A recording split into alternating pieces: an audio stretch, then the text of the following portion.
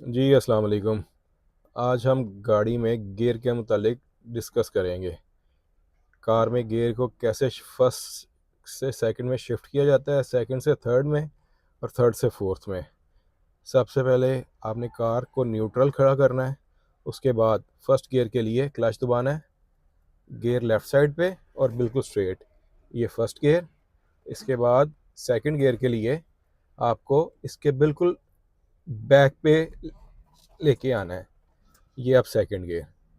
इसके बाद third gear के लिए आपको दोबारा कार को न्यूट्रल और बिल्कुल स्ट्रेट।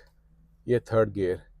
फोर्थ गियर भी बिल्कुल सेम थर्ड गियर की तरह का है, लेकिन बैक साइड पे लगेगा। न्यूट्रल, ये फोर्थ गियर।